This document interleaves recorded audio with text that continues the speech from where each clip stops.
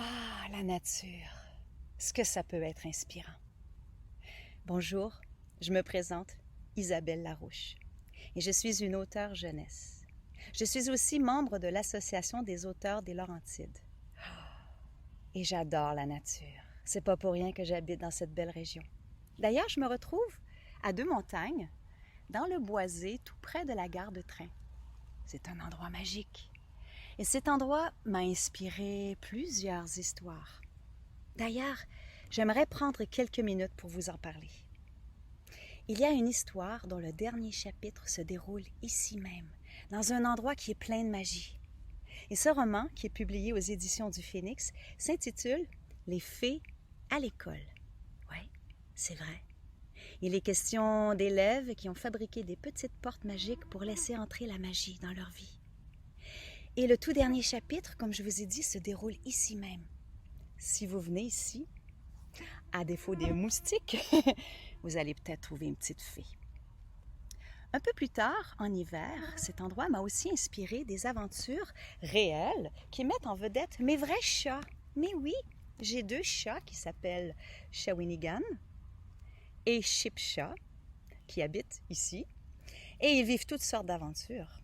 J'en ai écrit plusieurs. Il y a 7 tomes en tout. Mais celui-ci en particulier, Des amours de chats, toujours aux éditions du Phénix, ça se déroule ici même. Peut-être que vous allez voir cette fusée. Moi, je l'ai vue. Elle est fabriquée à partir de poubelles avec des morceaux de bois. Et autour, dans la neige, c'était pas des traces d'enfants, c'était des traces d'animaux. Mystérieux, hein? Vous devrez lire l'histoire pour en savoir plus. Comme je vous ai dit tout à l'heure, la nature m'inspire toujours. Et il y a aussi des choses très étonnantes qu'on peut imaginer quand on se retrouve dans la nature, en présence de tous ces beaux arbres. Eh bien, un jour, j'ai eu une idée. En écrivant l'histoire, Les 7 coffres, toujours aux éditions du Phénix, vous allez suivre les aventures de Guillaume. Guillaume, c'est un garçon qui a beaucoup d'imagination. C'est normal, il lit beaucoup de livres.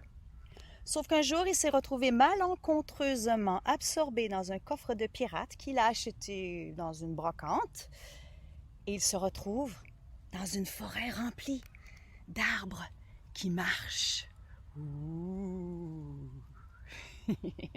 Oh, il se retrouve dans plein d'autres endroits aussi, hein.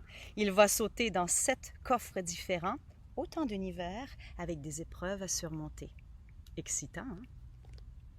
Un peu plus loin, la nature est toujours aussi belle.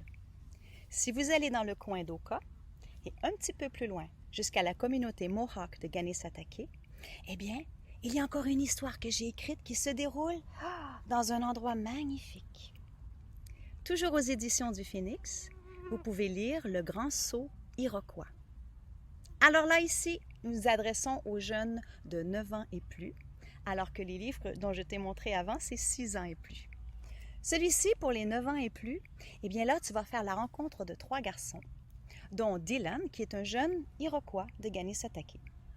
Et avec ses 2 autres amis, ils vont se perdre dans la forêt et ils seront pourchassés par des loups.